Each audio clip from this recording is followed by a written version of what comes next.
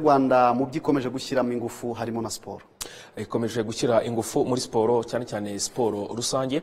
Nikubwiye impamvu rero kuri wa gatano Ministeri ya Siporo n'Umuco yatangije gahunda ya siporo rusange ihuriza hamwe ministeri zose n'ibigo bya leta. Iyi gahunda ikaba yunganira yari isanzwe buri wa gatano ariko ikazajya ikorwa gatatu mu kwezi. Ikaba yarashyiriweho cyane cyane abakozi bari hejuru y'imyaka 35 mu buryo bwo kurwanya indwara zibasira umubiri. Abitabiriye iyi siporo bakoze ibikorwa binyuranye birimo imikino ngororamubiri harimo kwirukanka hamwe no gukina umupira w'amaguru.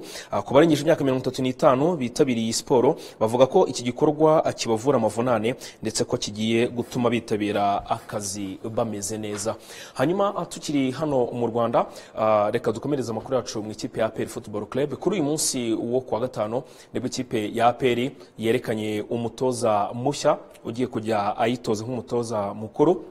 Umutoza akaba ari umunyaseribe yitwa Zlatko Kripmotice. Akaba rero uyu nguyu aje asimbara n'ubundi uwari umutoza mukuru w'ikipe witwa Dr Petrovic nawe umaze iminsi yaravuye muri ekipe ya APR kubera ikibazo cy'uburwayi ndetse n'izabukuru birumvikana.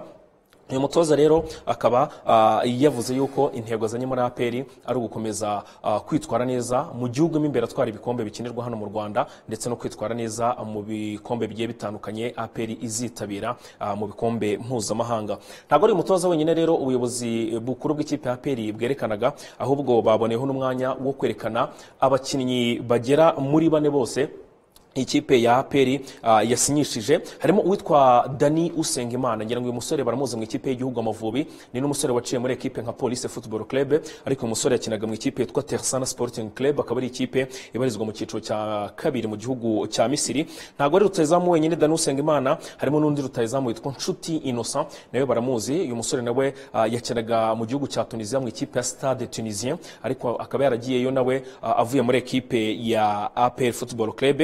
Undi musore berekanye yitwa Iragire Ramazani, akaba ari umusore wakinaga mu ikipe ya Atletico Olympique Football Club y'u Burundi, akaba ari umusore ukina inyuma ku ruhande rw'ibumoso.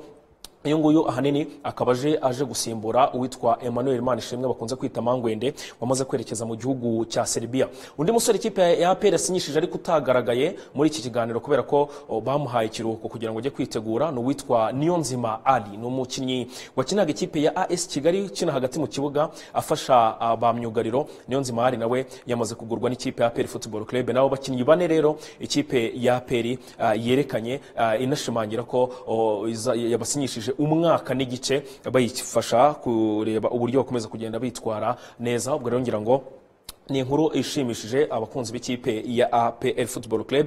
Ikipe ya APR rero ino gutegura imikino 2 ya gicuti. Ku munsi wo ku cyumweru bazakina n'ikipe ya Marine bakinire Ishyorongi, hanyuma ku munsi wo kwa kabiri cyumweru gitaha bazakina n'ikipe ya Gasogi Football Club bakinire Ishyorongi n'ubundi ku isaha y'isa 9.